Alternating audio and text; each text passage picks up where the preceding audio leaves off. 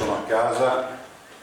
Oggi cercheremo di andare anche veloci perché è domenica, immagino che i giornalisti abbiano anche altro da fare. E quindi inizierei subito col bollettino, in maniera molto veloce. I tamponi sono 378.509, vi faccio notare che sono 7.000 tamponi anche durante le festività, i giorni di festa al giorno. Peraltro stamattina nella videoconferenza che abbiamo fatto è confermato ormai la chiusura del secondo giro nelle case di riposo, lavoratori, e si continua, quindi si è stabilizzato il fatto che si fanno tutti i giorni i tamponi e abbiamo l'obiettivo di chiudere i giri nel giro mediamente di 15-20 giorni al massimo, quindi si fa questo monitoraggio. Le persone in isolamento sono 6.830, sono 335 in meno rispetto a ieri, quindi sta scendendo drasticamente.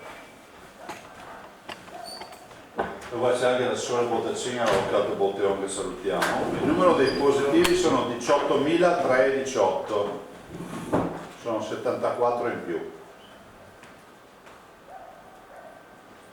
Ovvio che noi stiamo facendo un'azione chirurgica nel cercare di scovare i positivi. I ricoverati 1.058, 12 in meno. Le terapie intensive, eccolo qui, 103. Meno 5. Festeggeremo quando scendiamo sotto le 100.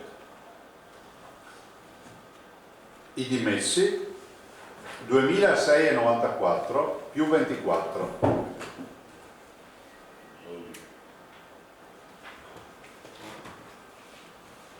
I morti sono 1184, sono più 14. E 1184 il totale, quanto è? 1516 è totale, quindi se volete il numero totale dei morti siamo a 1516.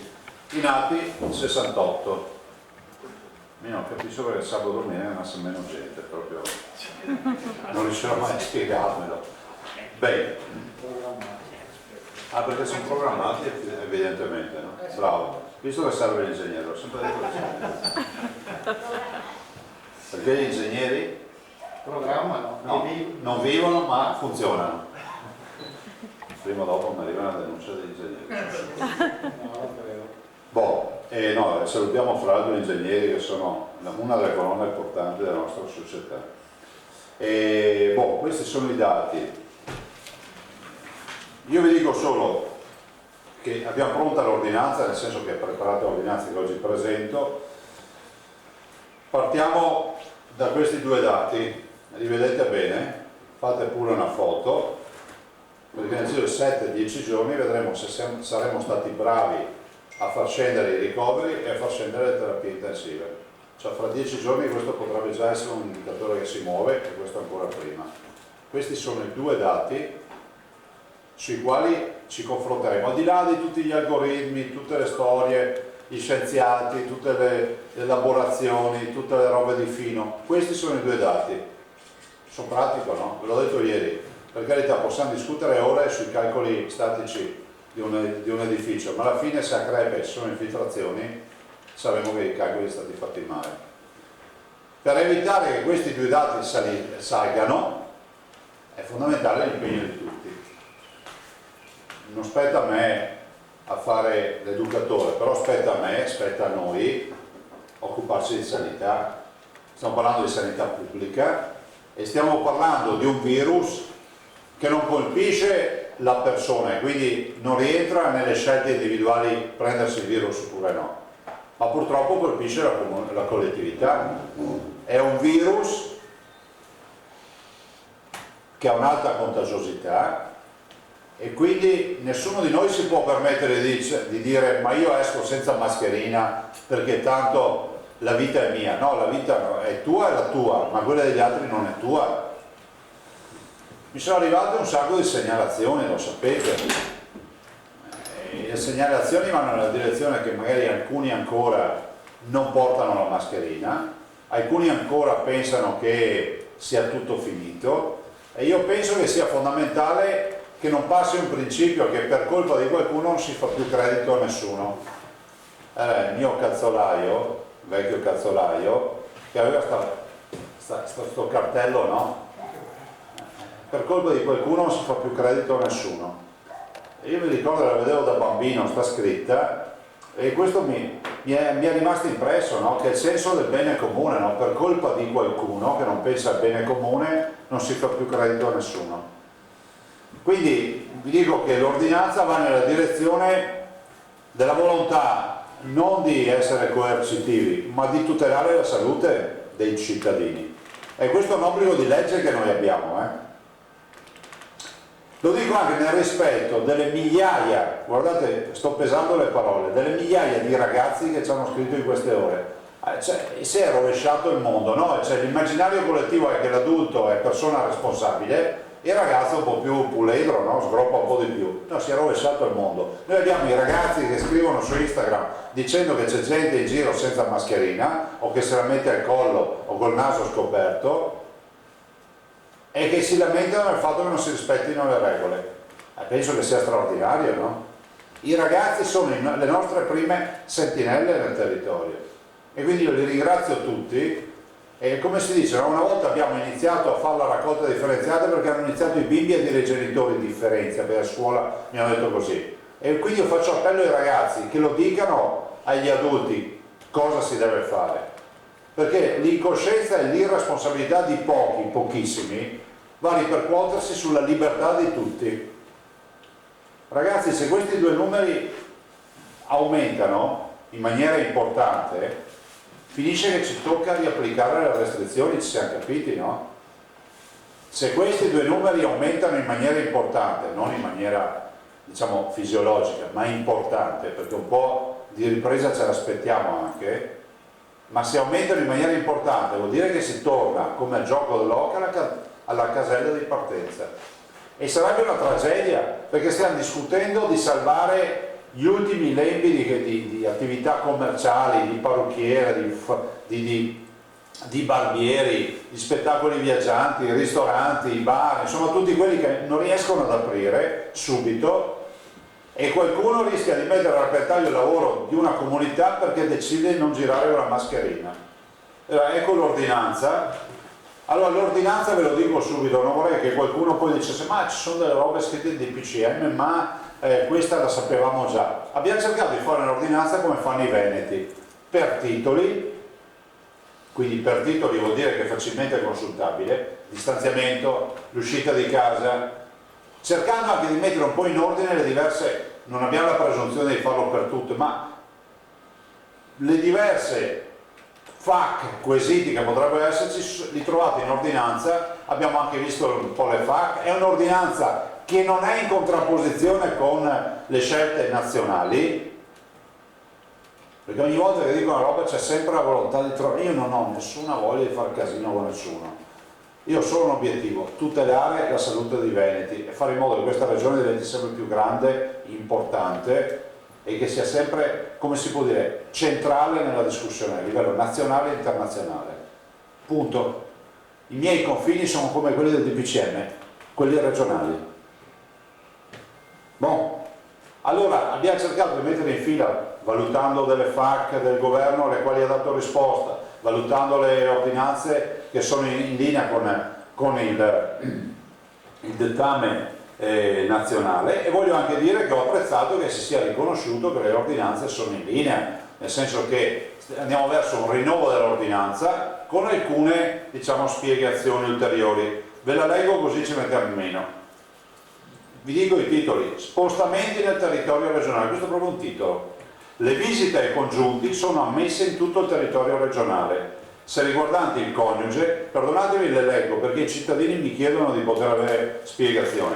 Quindi si può andare dai congiunti. Chi sono i congiunti? Il coniuge, cioè il marito o la moglie, il partner convivente, quindi il compagno o la compagna, il partner delle unioni civili, le persone che sono legate da uno stabile legame affettivo, i morosi, i parenti fino al 6° grado, cioè tutto il paese praticamente, come per esempio i figli dei cugini tra loro, cioè vuol dire i secondi cugini tra loro, possono essere legame stabile e quindi di parentela tale per cui si può andare a fare visita in tutto il territorio regionale, e gli affini al quarto grado, per esempio i cugini del coniuge. C'è scritto in ordinanza che pubblichiamo, e uno poi va a farsi tutto il suo albero genealogico, ma insomma diciamo che è ampio spettro.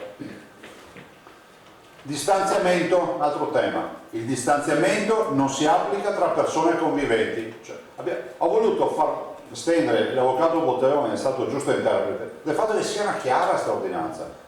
A che distanza devo stare da una persona? 1 metro, 2 metri se fai attività fisica, poi c'è scritto, ma comunque tra conviventi non esiste problema, perché il convivente rappresenta un unicum, no, dal punto di vista sanitario. Uno ammalato, tutti sono ammalati, cioè purtroppo funziona così, se stiamo parlando di malattie infettive. Misure di prevenzione generali, qua c'è generale, generali, perché è scritto generale, nell'intero territorio regionale. Questo è un altro titolo. In tutti i casi di uscita dalla proprietà privata, questo è uno degli articoli cruciali dell'ordinanza, in tutti i casi dell'uscita dalla proprietà privata, cioè quando vado fuori di casa, tradotta in pratico, è obbligatorio l'uso della mascherina o altro strumento di copertura di naso e bocca, di guanti o liquido igienizzante, cioè uno si disinfetta le mani. Non sono soggetti all'obbligo di utilizzo di mascherina o altro strumento di copertura naso e bocca i bambini al di sotto dei 6 anni e i soggetti con forme di disabilità. Attenzione, per coloro che svolgono attività motoria intensa non è obbligatorio l'uso della mascherina, c'è la corsa perché vanno in ipossia, ne tocca andare con l'ambulanza. O copertura durante l'attività intensa, salvo l'obbligo di utilizzo alla fine dell'attività stessa. Però vuol dire che di casa si esce con la mascherina. A me spiace usare questa parola che non mi piace, mi dà l'allergia, che è l'obbligo, però io ho il dovere, non solo giuridico ma soprattutto morale, di fare in modo che tutti noi rispettiamo le regole, ma non mettiamo a repentaglio la salute altrui. Se mi arrivano decine di messaggi di ragazzi che mi dicono, e foto, soprattutto foto, gente tranquilla che va al mercato senza mascherina o se la mette appesa a un orecchio perché tanto da far vedere che ha la mascherina, no. Ovviamente la mascherina è obbligo fuori casa, per capirci, non hanno l'obbligo i 6 anni, fino ai 6 anni, e ovviamente coloro che hanno disabilità o motivazioni particolari per cui non possono portarla di natura clinica. Se vai a correre non hai l'obbligo di mettertela, ma appena dalla corsa passi al passo te la metti. Punto. Punto. Sulla mascherina vi ripeto il mantra: l'1,3% dei 10.000 medici della sanità veneta si è infettato, ma loro erano al fronte e sono al fronte. Quindi vuol dire che la mascherina serve, e ci sono fior di pubblicazioni scientifiche che dicono che serve. A questo punto, se uno non la porta, vuol dire che pensa che sia un complotto quello del coronavirus. Se allora pensate che è un complotto, organizzo le visite alle terapie intensive. Però vedete che complotto è. Abbiamo 1516 morti e ne abbiamo ancora 103, 107 in terapia intensiva. Attività motoria e sportiva nel territorio regionale. È consentito lo svolgimento individuale o con componenti del nucleo familiare. Abbiamo detto che l'individualità casca se sono componenti del nucleo familiare, quindi ricordiamoci, da soli sempre, a meno che non siano componenti del nucleo conviventi. Di attività sportiva motoria quali, a titolo semplificativo e non esaustivo, camminata, corsa, ciclismo, tiro con l'arco, equitazione, tennis, golf, pesca sportiva, canottaggio, eccetera, eccetera, eccetera. Vuol dire che tutte queste attività che sono individuali, di fatto, si possono fare. Al fine di svolgere l'attività motoria, ecco l'altro passaggio, o sportiva, di cui sopra, è consentito spostarsi con mezzi pubblici o privati per raggiungere il luogo individuato. Se uno fa arrampicata da solo, ciappa la macchina, va sotto la montagna e va su per le rocce, nei limiti del territorio regionale, sempre il confine regionale. Noi allora sappiamo che all'interno del confine regionale possiamo fare molte cose, quasi tutto, ma fuori no. È consentita l'attività motoria anche nell'addestramento degli animali, quindi chi ha il tema del cane da addestrare o altre attività può ovviamente, o il cavallo, se qualcuno ha il cavallo da addestrare lo può fare all'aperto. Punto 5, attività agonistiche e impianti sportivi. Questo è un punto importante, anche questo, lo sono anche gli altri, ma questo dà risposte a molti.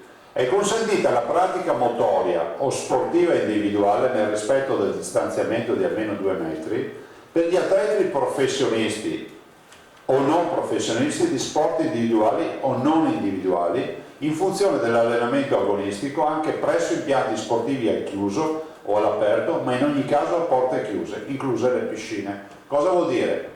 Mi permetto di fare un esempio e non me ne vorrà. Se Francesca Pellegrini deve allenarsi, scusate, se Federica Pellegrini deve allenarsi, può farlo e possono farlo tutti coloro che hanno necessità per agonismo, che sia professionale o no, di allenarsi piuttosto che in piscina, senza ovviamente avere assembramenti con ovviamente la modalità dell'individualità, o piuttosto che una squadra di calcio. Giustamente l'esempio estremo è questo: se Ronaldo è obbligato ad andare a allenarsi nel parco, è inevitabile che perderà più tempo a fare autografi che allenarsi, no?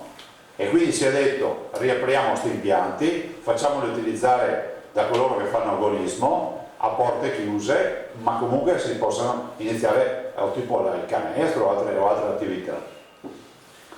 Quindi sono tutto il tema degli allenamenti.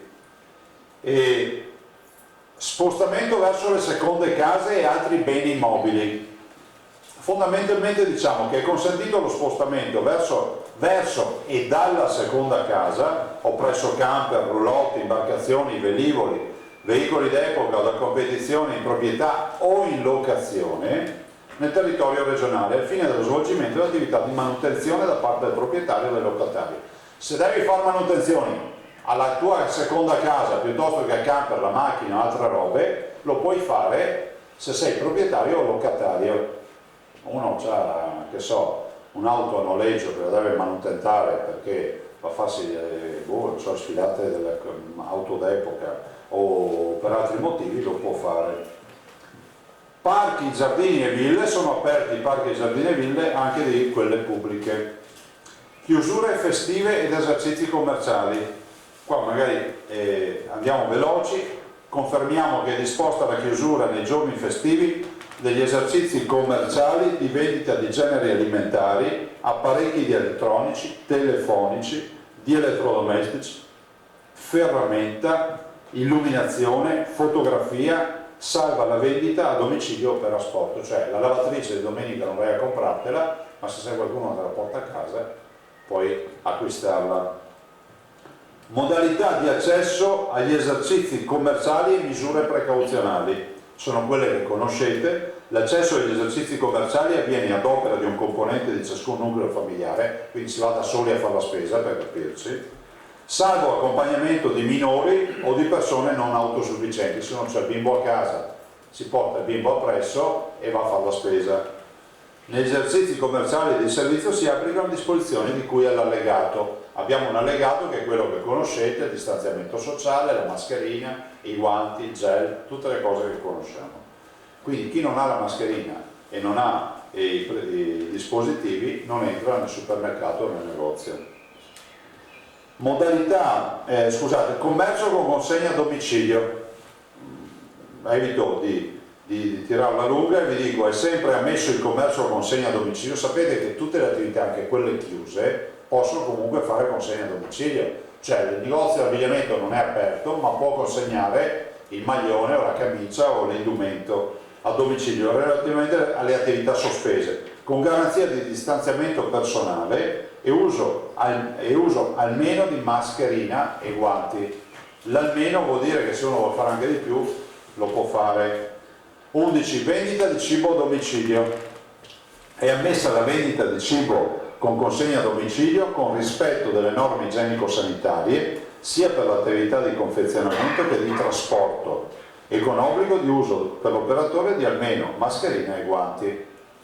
Vendita di cibo da asporto, confermiamo anche questa, è consentita la vendita di cibo da asporto.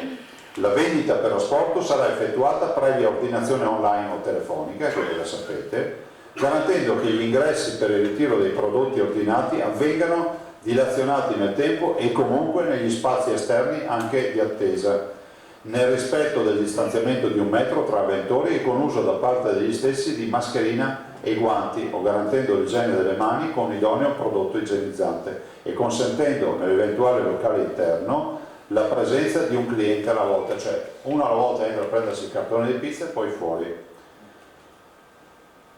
Per il tempo strettamente necessario la consegna e il pagamento, non è che stai lì a bisbocciare, a raccontare degli ultimi 2 mesi di quarantena che hai fatto.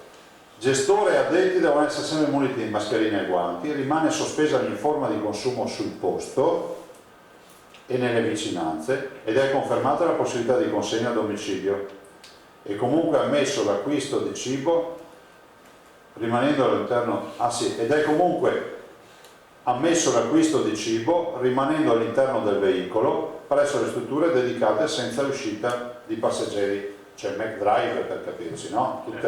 E questo lo facciamo sempre nell'ottica che domani ci saranno 1.200.000 lavoratori, molti dei quali avranno necessità di mangiare un panino, di mangiare qualcosa a pranzo o a cena ed è giusto che sia questo. C'è un refuso, scusami avvocato. Sospesa ogni forma di consumo sul posto è confermata la possibilità di consegna a domicilio. È un refuso, e però va bene lo stesso. 13. Uso dei veicoli privati con passeggeri. Perché il TPL lo deleghiamo tutto a un'altra ordinanza che ho firmato oggi, che è quello del metro di distanziamento, la mascherina nel TPL, e quindi al trasporto pubblico locale si va in treno e in autobus, per dirla breve, con la mascherina, con i guanti se si hanno, se non si disinfetta le mani, e poi c'è il distanziamento sociale, quindi il metro, quindi vuol dire gli autobus in teoria dovrebbero caricare 1/3 di quello che caricano ad oggi e i treni metà dei passeggeri. L'uso dei veicoli privati, cioè la tua auto, allora se ci carichi il tuo nucleo, i tuoi conviventi, è come fossi in casa, non cambia nulla. Se invece ci carichi, vi faccio sintesi senza leggervelo tutto, dei conoscenti, degli amici o qualcun altro, allora se è un'auto che va con dei lavoratori deve applicare le regole previste nell'accordo per i lavoratori. Se è un'uscita per diletto o per altre motivazioni, accade che se non sono conviventi o c'è il metro di distanza in auto, che è difficile da programmare, oppure la mascherina. Quindi i componenti in auto devono avere la mascherina, l'igienizzazione delle mani, i guanti, solite robe. Vuol dire che se vi fermano, perché poi i cittadini ci fanno queste domande e vi dicono, beh siete in 4 in auto, e vi dicono chi sono? Sono tutti i miei conviventi, mamma, papà, figlio, ok, andate, anche se non avete la mascherina. Se invece i 4 non sono conviventi o sono distanziati, cioè non possono essere in 4 deve essere un pulmino, oppure devono avere la mascherina, se no è verbale e sono 400 euro.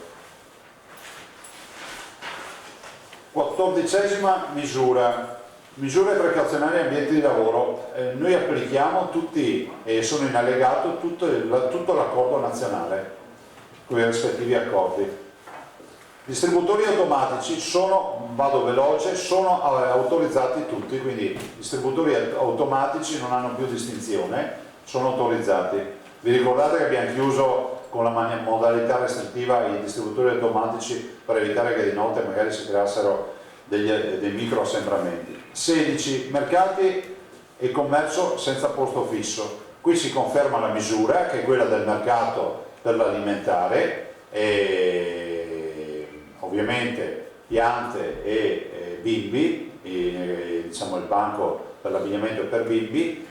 Ovviamente un ingresso e un'uscita, la perimetrazione del mercato, guanti e mascherina per i venditori, guanti e mascherina o gel igienizzante o altro modo per coprire il naso e bocca da parte dei compratori, dei clienti, un ingresso e un'uscita alla vigilanza. Punto 17, vendita in forma ambulante. La vendita dei generi alimentari da parte dei venditori ambulanti, se si svolge nel rispetto delle disposizioni comunali e dell'obbligo del distanziamento di 1 metro con l'utilizzo di mascherina o copertura naso-bocca, quindi vuol dire che il furgoncino che vende i gelati nell'incrocio del paese deve avere tutte le norme igieniche, che sono mascherina, guanti, distanziamento sociale, niente assembramenti davanti alla vetrina dei gelati e così via. Navigazione: è consentita la navigazione, quindi qualsiasi tipo di navigazione, fatte salve disposizioni restrittive delle autorità competenti sul demanio marittimo. Questo per ovvi motivi, perché noi non sappiamo quali siano le restrizioni e dove. Cimiteri e riti funebri: è consentito l'accesso ai cimiteri nel territorio regionale. Vi ricordate che questa era la nostra vecchia ordinanza? Sono consentite le cerimonie funebri con l'esclusiva partecipazione di congiunti e comunque fino a un massimo di 15 persone, con funzione da svolgersi preferibilmente all'aperto, indossando protezioni delle vie respiratorie, vabbè, soliti discorsi, e il metro di distanza, preferibilmente all'aperto, perché se piove uno la fa in chiesa, cioè mi sembra logico questo, no? Cioè la fa in un luogo deputato, se è cattolico la farà in chiesa, e se è di altre confessioni religiose la farà dove ritiene opportuno di farla. Cioè non è che se piove uno lo costringono sotto la pioggia, perché poi c'è anche chi le leggi le rispetta e comincia a dire oggi piove, cosa faccio? Boh. Biblioteche: è consentita l'apertura di biblioteche pubbliche e private per la sola attività di prestito, assicurando che la consegna e la restituzione dei volumi avvenga con modalità idonee da evitare qualsiasi rischio di contagio. Quindi temi che conosciamo già. Aree verdi e naturali: si confermano le manutenzioni nelle aree verdi e naturali tipo spiagge o aree diciamo di pregio ambientale, come prevedevamo già prima. Orti, terreni agricoli e boschi: è ammesso lo spostamento anche fuori dal comune presso orti anche sociali e comunali, terreni agricoli e boschi per l'attività di coltivazione a fini di autoconsumo da parte dei proprietari ed aventi altro titolo, quindi locatari, ad esempio coloro che hanno un pezzo di terra in affitto. Allora, questa ordinanza è applicata su tutto il territorio regionale, è valida fino al giorno 17 di maggio, quindi con la scadenza del DPCM, e ricordo che le contravvenzioni vanno a dare corpo al versamento al fondo per la sanità del Veneto per la lotta al coronavirus. Prego, se avete domande. Da che ora parte? Guardate, è considerata firmata e comunque parte dalle ore 24, perché l'altra resta dalle ore 24, decade l'altra e c'è questa. A me interessa risottolinearvi, perché non voglio vedere articoli dissonanti, che è assolutamente in linea con i dettati del DPCM, non è nessuna prova muscolare, è un dato di fatto. Abbiamo cercato, adesso non ci si impressioni perché sono 17 punti in ordinanza, ma sostanzialmente sono la ripresa di alcuni punti che avevamo già nella vecchia ordinanza, in messa diciamo a regime di punti del DPCM che danno vita un po' a una ordinanza vademecum, per capirci, no? Sono diciamo il kit di sopravvivenza per il cittadino questa ordinanza.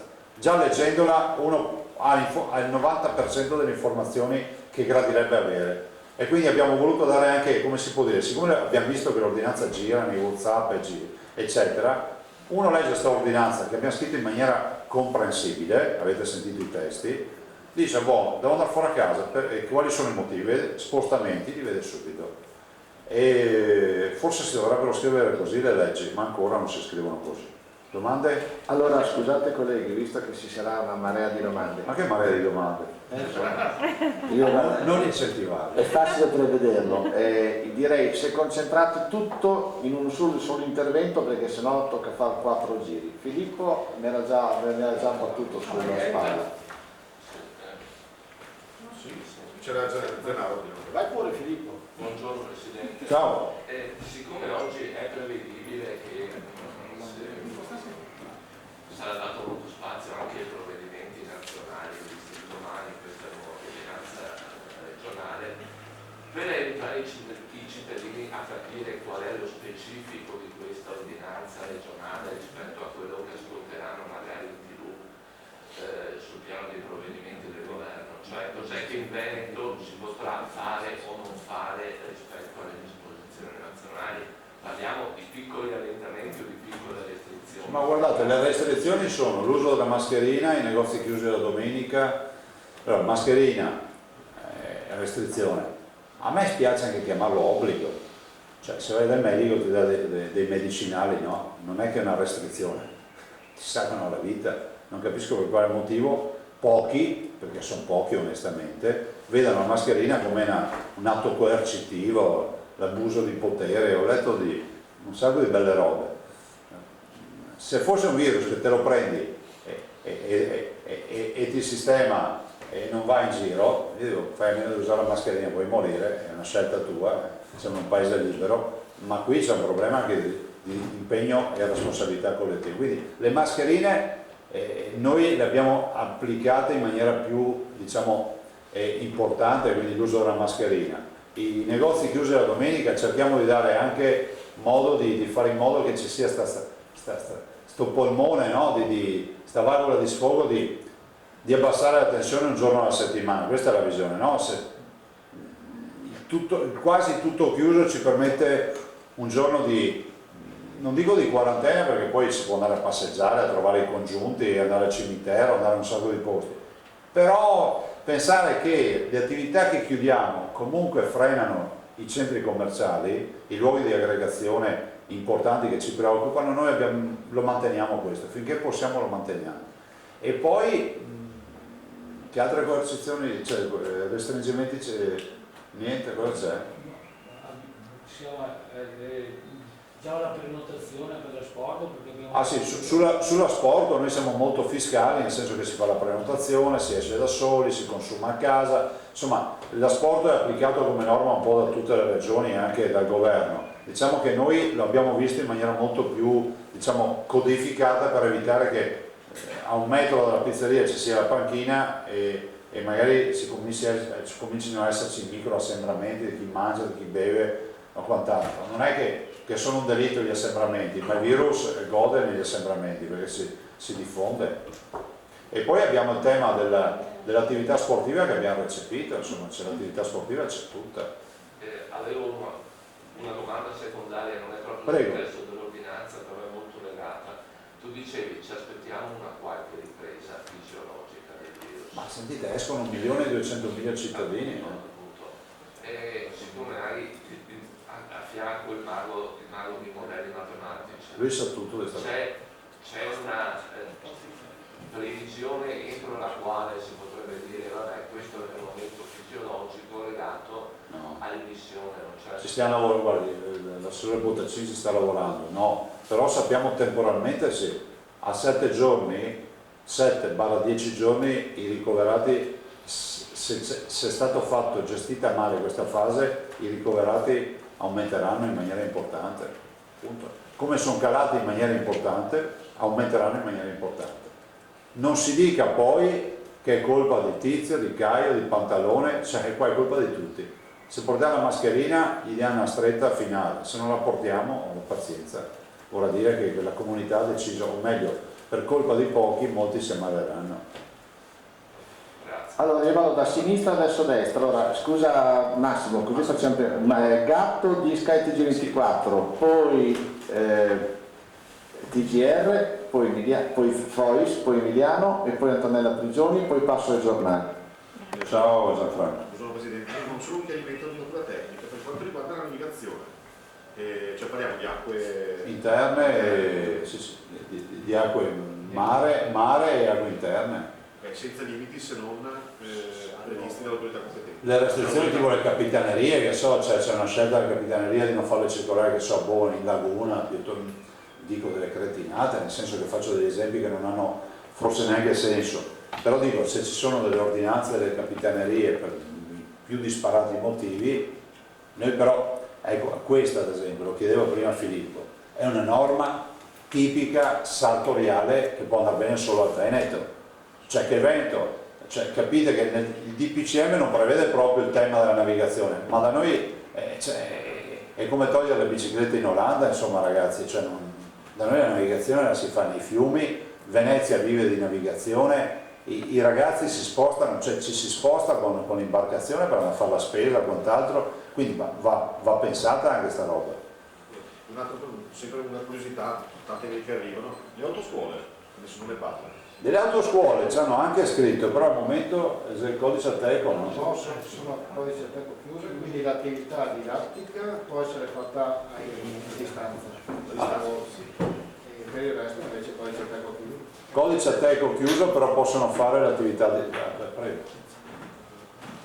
Dipende dal codice Ateco che prevede chiuso, però possono fare l'attività didattica a distanza, cioè come le scuole, come tutte le scuole sostanzialmente. Grazie.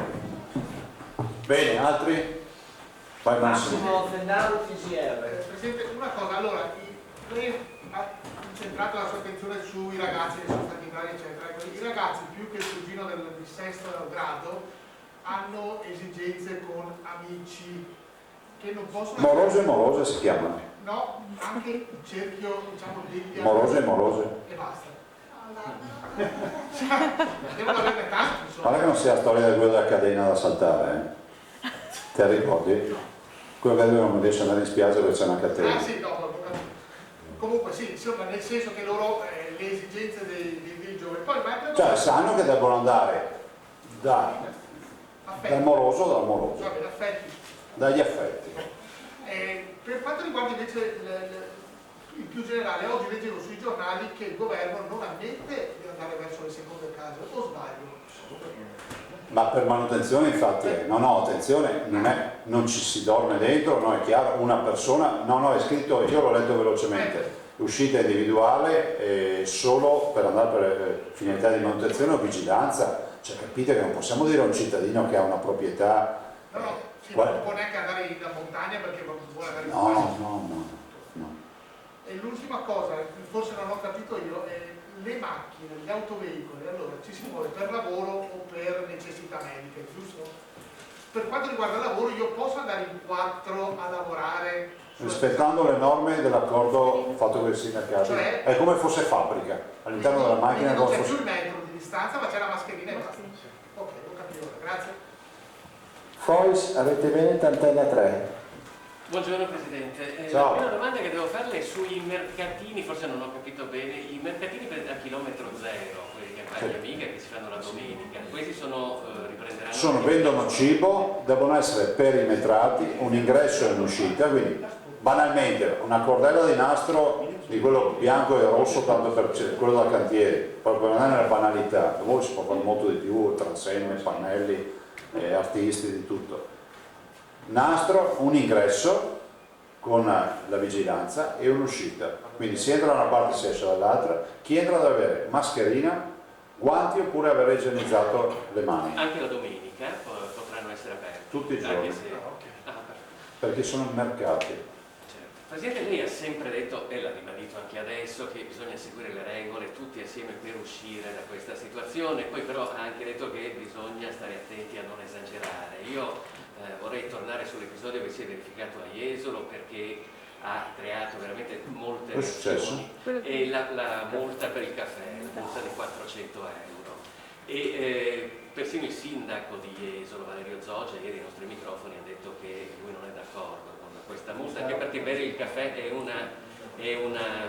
un'operazione che si consuma in pochissimi secondi, per cui questa persona ce l'avesse in mano, vuoto o pieno, il bicchiere non faceva nessuna differenza. Guarda, siccome io ieri, vi ricordate, ho fatto appello a questo, me l'avete anche chiesto, e giustamente me lo ricordavo, l'ho vista stamattina, c'è un circolare del Ministero dell'Interno di questa mattina che dice ok, intervenire con forza negli assembramenti, però utilizzare il buon senso, questo dice il Ministro degli Interni, penso che siamo in linea, nel senso che 400 euro per un caffè, secondo me vale di più il ruolo, diciamo, informativo e di sensibilizzazione che elevare una multa di 400 euro.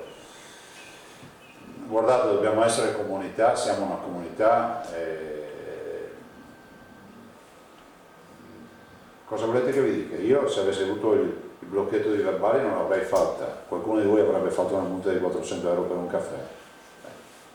Adesso, con tutto rispetto per chi lavora e per rispetto delle leggi, ma non siamo in un momento di pace, siamo in un momento di guerra. Non è che possiamo in guerra chiedere la certificazione 626 a quello che guida il carro armato, dai. Emiliano. Buongiorno Presidente, mi colpisce il dato dei oltre 4 milioni che domani in Italia riprenderanno a lavorare. 1.200.000 passami insomma sono del Veneto, è un dato veramente importante. Lavorano. Questo è frutto un pochino di tutto quello che è stato realizzato fino adesso, quindi le varie sperimentazioni all'interno delle aziende, certo. Tutto questo, perché è veramente tanto alto come dato in confronto alla nazione. No, allora, il 1,2 milioni va a lavoro in virtù del fatto che il DPCM prevede le aperture, cioè prevede che parecchie filiere, oltre ai codici Ateco, oltre alle deroghe, oltre a quello che è accaduto, di fatto diventino operative. Quindi domani noi ci aspettiamo più traffico ancora in strada, si tornerà alla quasi normalità di traffico. Se voi pensate, poche realtà saranno escluse, no? Ma sono importanti, cioè, dal punto di vista industriale di fatto ci sono tutte, di fatto o di diritto. Dall'altro abbiamo gli esercizi commerciali che pesano sulla viabilità, ma la viabilità importante industriale è tutta ripristinata. La Pungolo, manca però purtroppo sempre l'aiuto ai genitori, sappiamo domani, quella è la tragedia, ormai ne parliamo da giorni e giorni e giorni. Un'ultima domanda, l'ordinanza è però discutibile, diciamo interpretabile da parte dei sindaci, perché le chiedo questo? Perché lei ad esempio adesso ha detto aprite i parchi, le ville, le ciclopedonali. C'è scritto nel DPCM. Esatto, però ho già notato in giro che alcuni fanno un po' diciamo a personale interpretazione comunale. Ma i sindaci sono l'autorità e hanno la responsabilità nei loro territori, per cui se un sindaco, siccome il DPCM dice evitando assembramenti, evitando tutta una serie di robe, se uno dice cavoli, nel mio parco qui ci fanno una sagra senza le giostre, può fare un'ordinanza chiudere il parco, cioè il sindaco è legittimato a prendere delle decisioni. Cioè qua lavoriamo tutti in squadra, guarda io penso anche che sia l'occasione per ringraziare anche i sindaci del Veneto, che si sono dimostrati assolutamente, come si può dire, molto di buon senso e vicini ai cittadini e anche pazienti, perché mi rendo conto che noi presentiamo le ordinanze così, però capite che cioè, se queste ordinanze devono uscire da tavoli di discussione e quant'altro, facciamo le ordinanze per maggio, le facciamo a luglio, ma non per colpa dei sindaci, perché il tema di incontri, controincontri, affinamento eccetera, guardate, poi siccome la firmo io e rispondo io, le dico, questa penso che sia rispettosa dell'autonomia dei sindaci, del DPCM, perché non c'è un punto contro il DPCM, ma c'è piuttosto qualche nota interpretativa che dà più l'abito sartoriale su misura in Veneto, ad esempio la navigazione, tanto per citarne una, no? O la piscina, ho fatto prima l'esempio dell'allenamento in piscina. In quegli ambienti le chiedo, i piccoli bar piuttosto che possono riaprire... Ah scusa, mi ricorda comunque l'assessore Bottacin, che lui ha seguito tutte le riunioni con i sindaci, quindi ne parla costantemente, penso anche stamattina alle 11.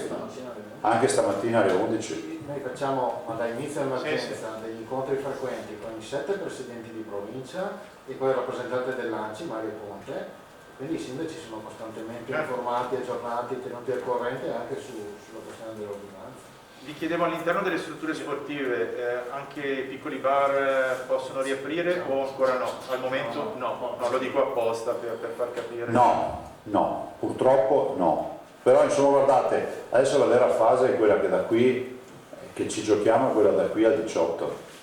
E qui bisognerà trovare col buon senso, facendo un percorso assieme a regioni, assieme al governo e cercando di trovare una soluzione per tutto quello che rimane chiuso. Cioè è impensabile immaginare che si pensi che qualcuno possa aprire il 1° di giugno. Vi esorto a fare una riflessione che facevo stamattina con i consigli. Immaginate di essere a metà fine luglio, avete visto che sole c'è oggi. Vi fermate un attimo e dite, ma avremmo potuto votare oggi, ma 2 mesi fa hanno deciso di no. Vi lascio questa riflessione. Grazie Presidente. Allora, Antonella Prigioni.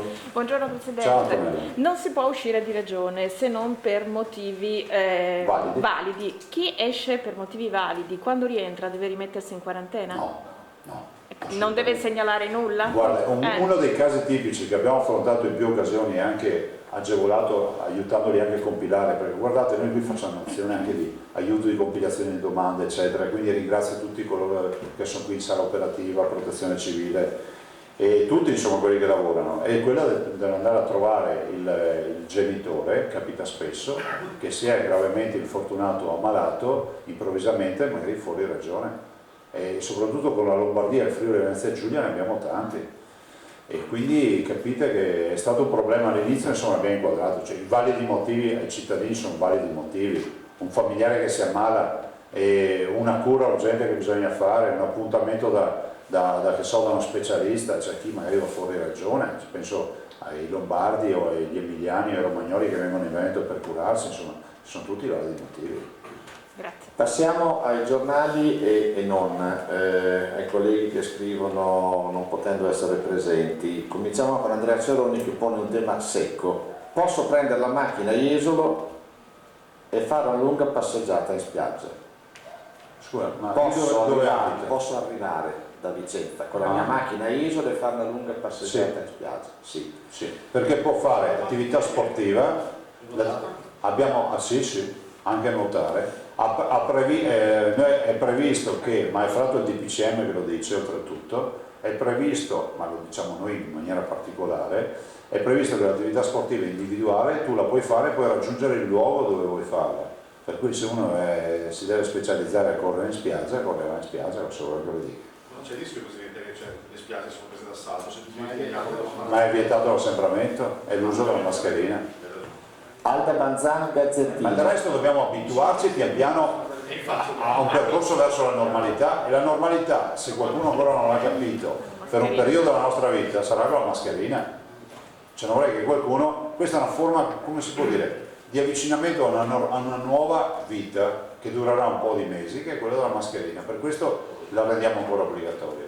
I ciclisti chiedono per esempio... Possono andare? Scusate ragazzi, un po' d'ordine, tenetevi le domande. No, possono andare. Van Zan, prima domanda, sono ipotizzabili deroghe per l'utilizzo dei giochi nei parchi e giardini pubblici da parte dei bambini con autismo? Giochi in che senso? L'utilizzo dei giochi nei parchi per i bambini. Ma guardate, io penso anche per dare un segnale al mondo degli spettacoli viaggianti che potrebbe essere un bel segnale.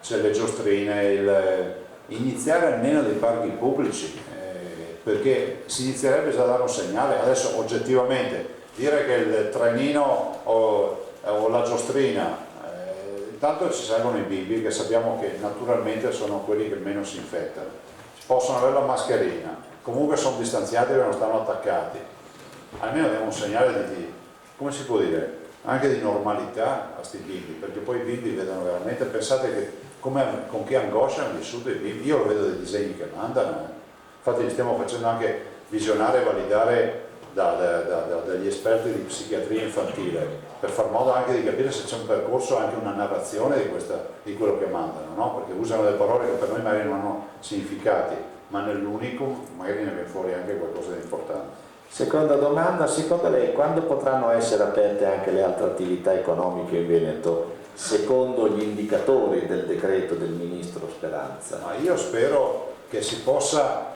affrontare velocemente anche la fase 2 bis, definiamola così, perché se che anni 3 finisce a settembre, cioè diciamo che da qui al 18 bisogna decidere queste robe.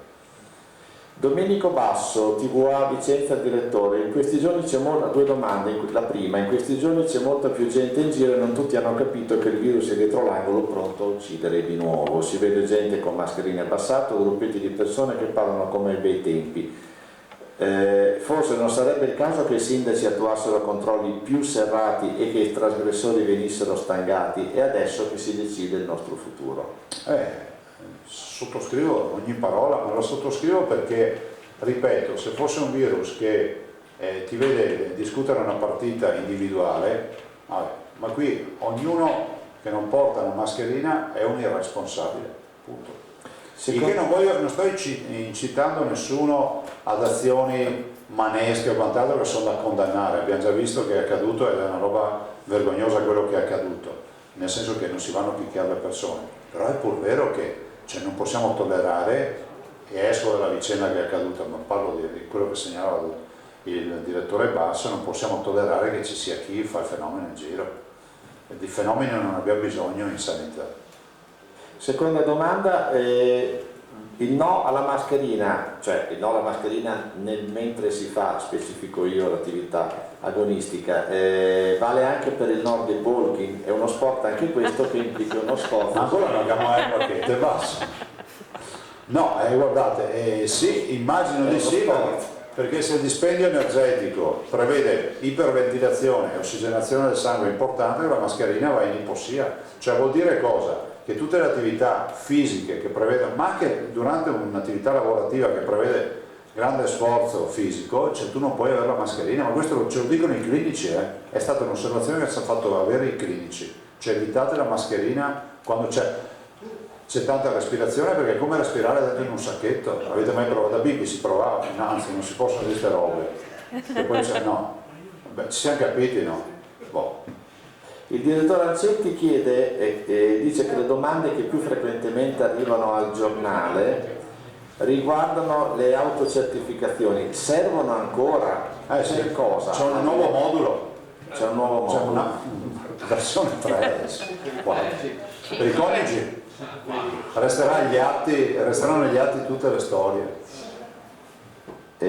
La collega Carollo di Meset manda una bellissima foto di vogatori in fila in uno scalmo, non so come si chiamano questi veneziani, sì. Cioè, ma questi potranno remare, potranno vogare oppure no? Fanno attività fisica, hanno fondamentalmente un distanziamento sociale, sono all'aria aperta e fanno grande sforzo fisico, attività intensa, quindi non devono mettere la mascherina.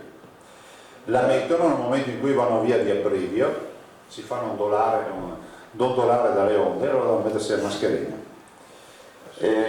Notizie Plus e TG Plus da collega Maier. Si sta attivando per consentire alle squadre di calcio venete la ripresa degli allenamenti individuali abbiamo fatto oggi impianti?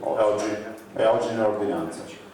E dal MAS, mi pare sia l'ultima, Asca News, dice, lei ha detto che una certa ripresa di contatti, ma l'aveva chiesto indicativamente anche Filippo Tosato, è da mettere in conto in quali misure, in quali settori, a quali livelli riscatterebbe lo stop? No, guardate, intanto dobbiamo avere più giorni continuativi, adesso stiamo valutando se 7, 8, 10 giorni di incremento quotidiano e poi secondo una certa percentuale, ci sono delle elaborazioni che stiamo facendo. Però guardate, quello da cantiere è molto più immediato, non devono aumentare né i ricoveri né i contagi, né le terapie intensive. Sui contagi vi dico che è un dato, continuo a dirlo, abbastanza aleatorio perché dipende dai tamponi che fai, dipende anche dalla politica dei tamponi che fai, quindi non solo la quantità dei tamponi ma anche la qualità dei tamponi.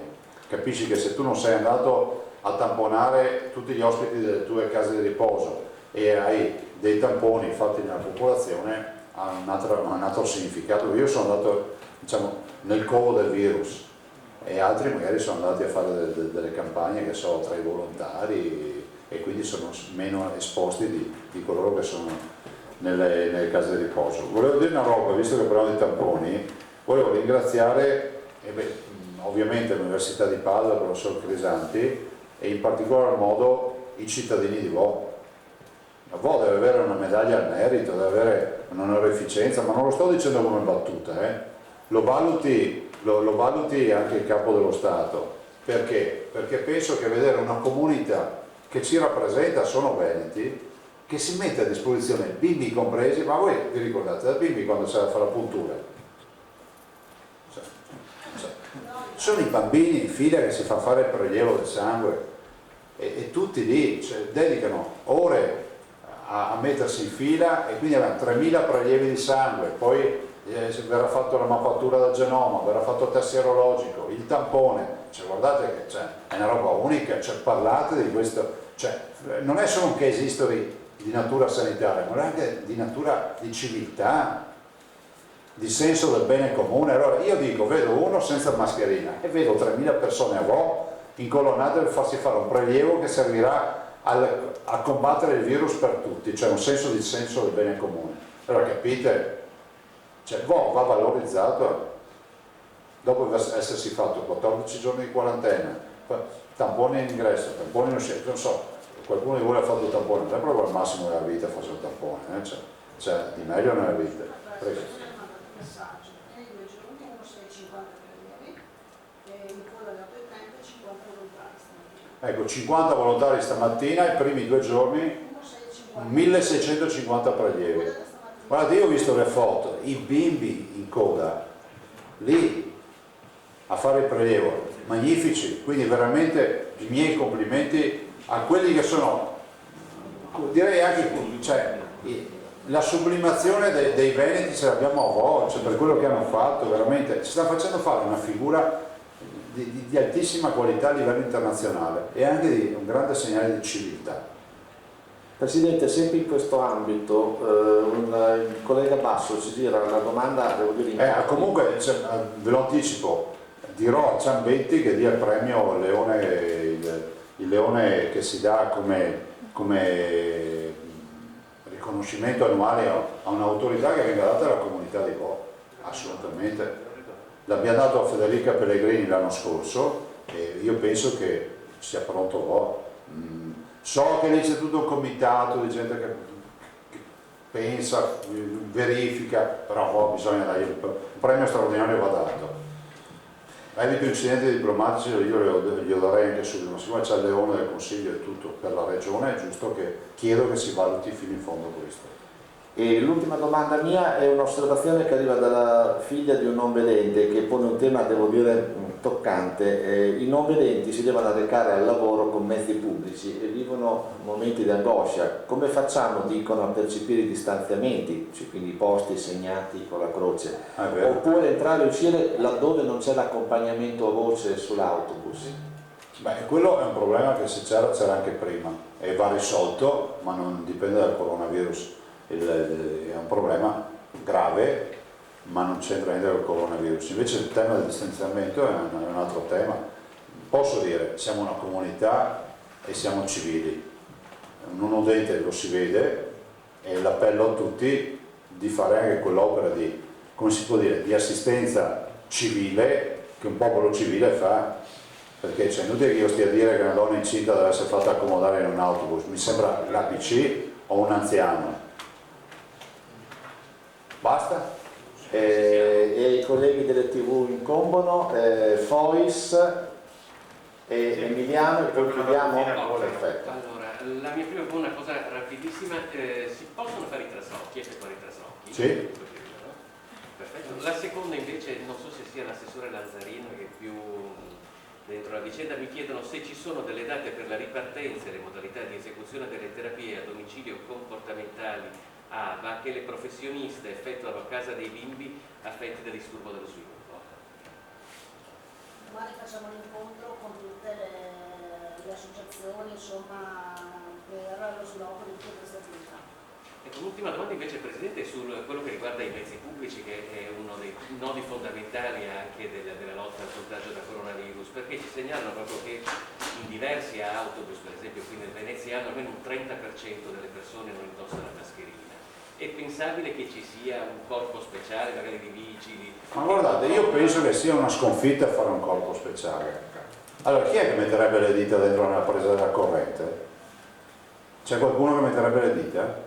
Solo uno che vuole togliersi la vita. Non capisco perché la mascherina venga percepita come è una mania di Zaia o di qualcun altro. Io lo trovo scandaloso. Guardate, perché non possiamo avere un sensore? Perché sarebbe da rifiutare le cure a chi non la porta. Lo dico ovviamente come provocazione. Cioè, quando arrivi in ospedale noi non sappiamo se ti sei comportato bene o male.